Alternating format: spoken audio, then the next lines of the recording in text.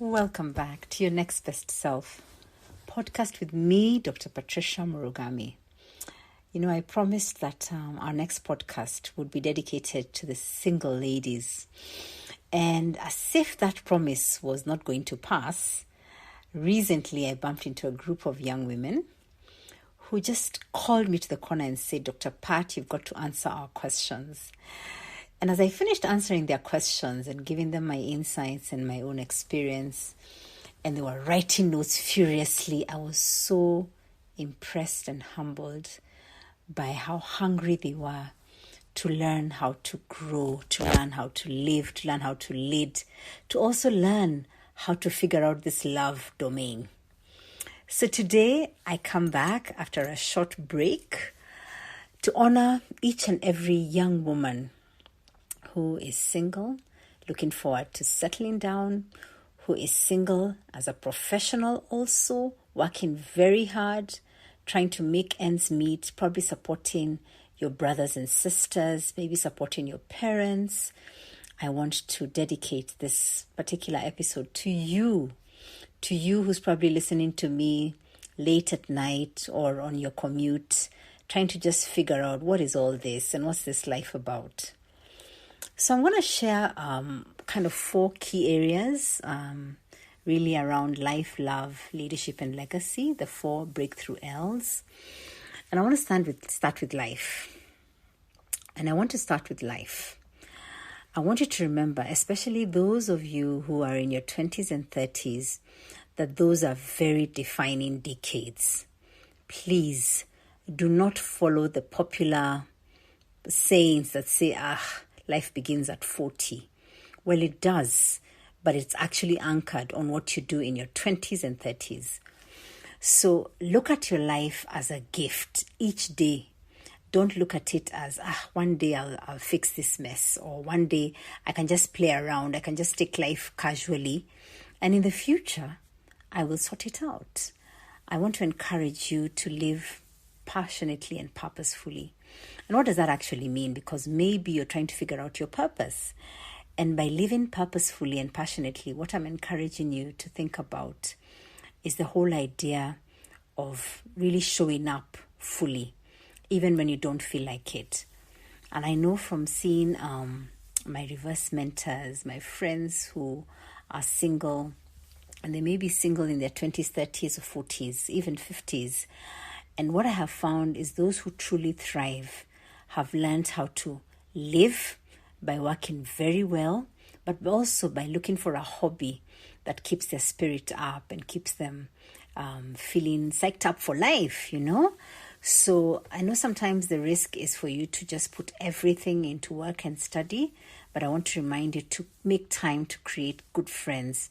Find friends who are older than you, younger than you, older than you, so that you don't have to repeat the mistakes. I keep telling my younger friends, please make some original mistakes. Don't make mine. Let me tell you some of the things I did, which when I was young and foolish, I did and I thought. And really, you shouldn't be in that place, because I have lived it, and you can avoid yourself. You can avoid that pain and look for new ways of doing things better, because you know better. So when it comes to life, I want to remind you that 20s and 30s are defining years. And perhaps in the future podcast, I'll talk a little bit more about the 20s specifically, because those are my early risers. Those are those young professionals who are really trying to rise quickly. They need to remember to rise deeply also by really putting the foundation that makes sense. So that's life. Love. So these young women came and told me, you know what? They're no good men. I said, first and foremost, stop saying that. That then becomes what you profess, you manifest, and then you possess. So you need to just detox. If some guy has hurt you, you've gone out with some creep. Gentlemen, I'll honor you in another podcast. But right now, let me talk to my young sisters. And you've been going out with this guy and he's treating you badly. Worse still, he's even beating you. First of all, what are you doing with that guy who's abusing you? Come on.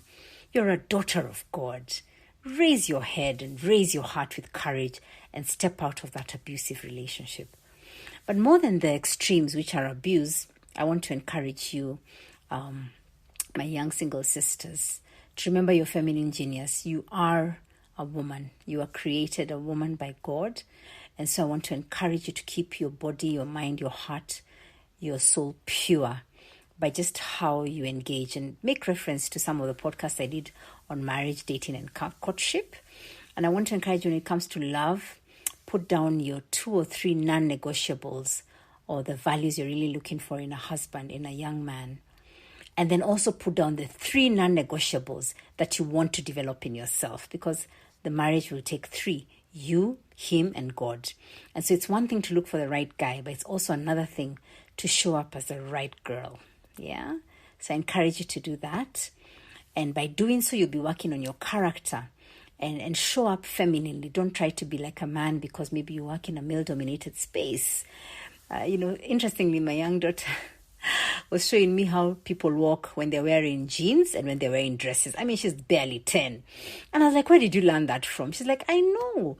When you wear a dress, you just behave like a girl.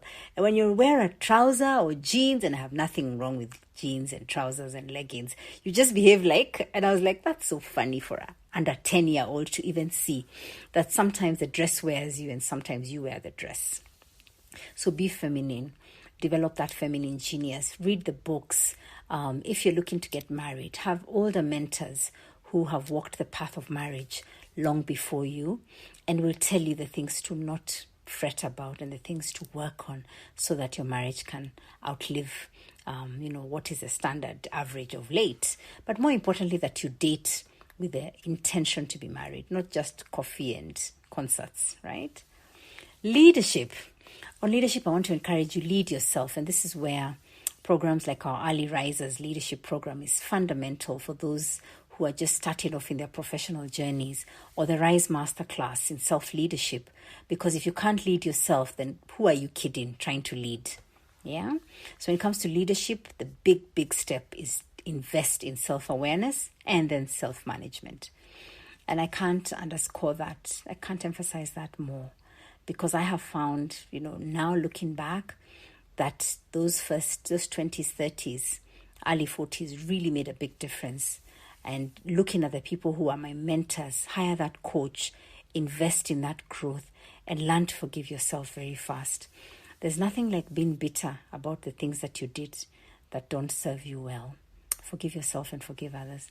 And lastly, legacy. When it comes to legacy, my young sisters, my single sisters, I want to remind you that your legacy is not connected to being married. It's connected to being a good human being. So be that good human being, no matter what the pressure is from aunties and uncles and everyone else pushing you to quickly get married. I want to encourage you that your vocation first is to be that daughter of God. So show up with a crown, invisible crown on your head, and raise your head up high, remembering that your life is precious, your life is a gift, and your example is the legacy you're looking for. You're looking to achieve, and that comes from your character brand.